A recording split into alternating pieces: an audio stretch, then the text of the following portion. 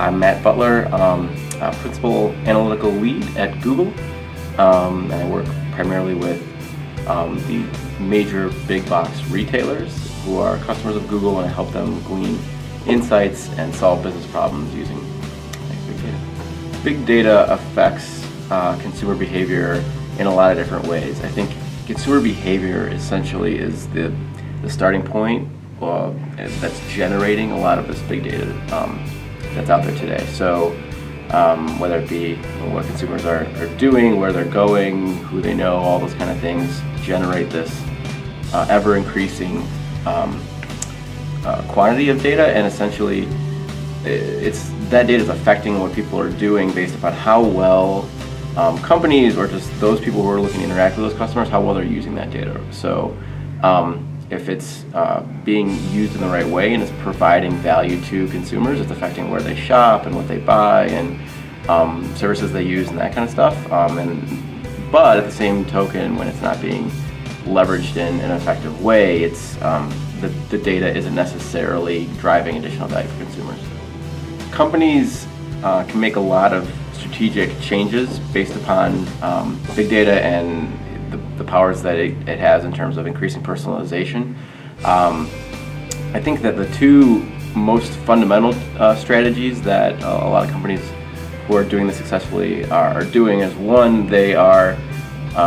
getting a handle and curating the data that their business generates today. So whether that be what they sell or the assets that they have, just the information about that's lived in a lot of different sources, getting that all under one sort of unified system, one place that they can then leverage that to connect consumers better. I think the other thing that a strategic change that successful companies are doing, thanks to big data that is driving personalization, is that they are building sort of listening into their strategic framework, right? So it's not all about trying to develop the perfect forward-looking plans, but it's also taking the data that consumers are generating to hear what consumers are saying, meet the needs of consumers as they're telling them in terms of what they should be doing going forward. I see a lot of trends coming with the future of big data. I think that the biggest trend we'll start seeing, which is already begun, is you'll see, now that everything is collecting data and we sort of gotten to the point with technology that data is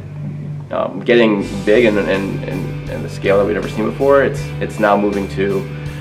what companies are then going to do. So whether it be platforms to analyze lots of data, or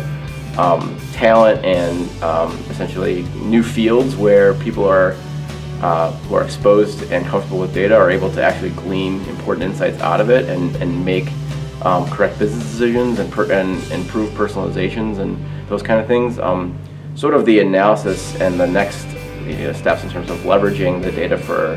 improving a business, I think is the hopefully the next trend we'll see in the field. So I guess my advice for students would be realize that there is a big need to, and a lot of potential new fields and new services that businesses need around big data and around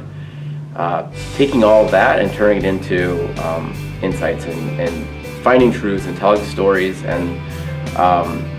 so being exposed to a lot of the data is great, but it's what are you doing with that? Are you able to figure out what's important out of that sort of fire hose of information? And I think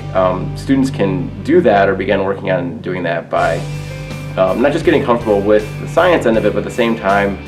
being willing to kind of broaden their horizons, explore different fields, be comfortable,